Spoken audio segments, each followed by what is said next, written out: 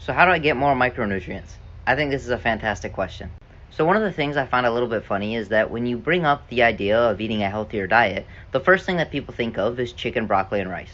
But unfortunately, outside of a few B vitamins, there's really no micronutrients inside of chicken or white rice.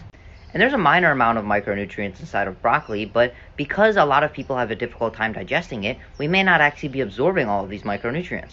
Which is why I would often recommend cooking broccoli instead of eating raw broccoli because it makes it a little bit more digestible. However, a lot of micronutrients are actually heat sensitive, so we may actually lose some micronutrients in the cooking process. And this is just one of the reasons why micronutrients are actually a very complex topic. So if you really want to learn more about getting all of your micronutrients, please reach out to me because I would love to help. But there are a few things that everyone can implement today that will help increase their micronutrient intake. The first thing I would recommend is increasing your consumption of animal products. You see, 7 out of the 8 most nutrient-dense foods are actually animal products. These include organ meats, bivalves like oysters and clams, small fish like sardines and mackerel, salmon, eggs, dairy, and red meat. So what I would recommend is actually centering as many meals as possible around one or more of these extremely nutrient-dense foods. This would look something like having eggs for breakfast, salmon for lunch, and a steak for dinner.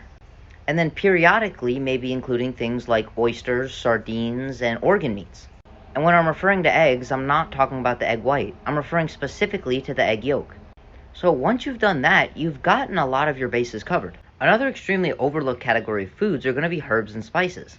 Herbs and spices will contain some essential nutrients, and then some non-essential nutrients that have extremely beneficial properties. For example, if we take something like parsley, it will have a lot of vitamin K, which is an essential micronutrient, but it also contains another compound called quercetin, which is absolutely non-essential, and if we never had quercetin, we'd be completely fine.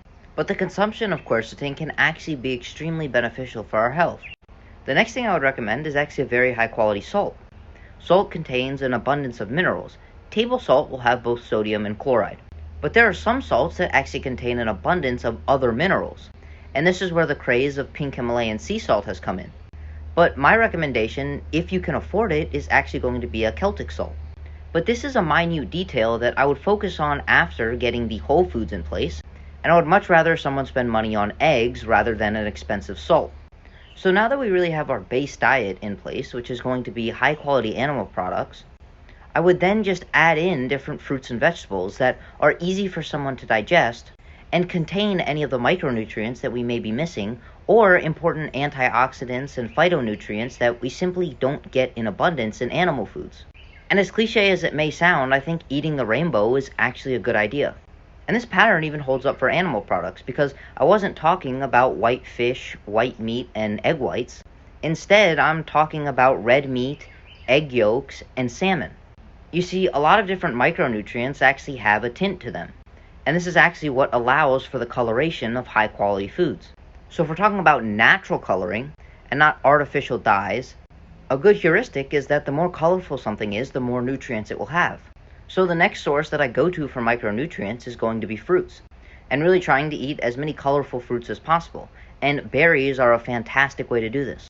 Other amazing fruits are going to be oranges, lemons, limes, and other citrus fruits. And melons are great too, however, a lot of the content of a melon is simply just water.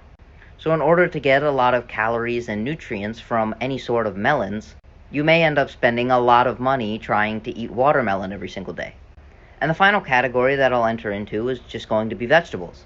A lot of times people have difficulty digesting vegetables, but there are certain vegetables that have a high amount of micronutrients and also are fairly simple to digest. My favorite ones are going to be carrots, asparagus, tomatoes, and avocado. But I would simply just experiment to see which vegetables don't make you feel gassy and bloated after eating them. I think getting in your micronutrients is a lot simpler than most people think. And there really is no need to have some exotic superfood or take a myriad of supplements. While I don't think supplements are a bad thing, we can get most of the things that we get inside of supplements inside of food. And then what we can't get inside of food, we would then use supplements for. So in summary, we're really just going to have an animal-based diet, and the rest of our diet would be comprised of fruits and vegetables.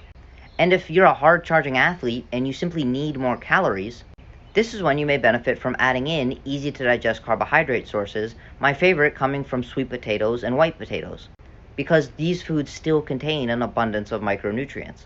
and I could probably talk about micronutrition for hours. So if you have any other questions or want to learn more, please feel free to message me.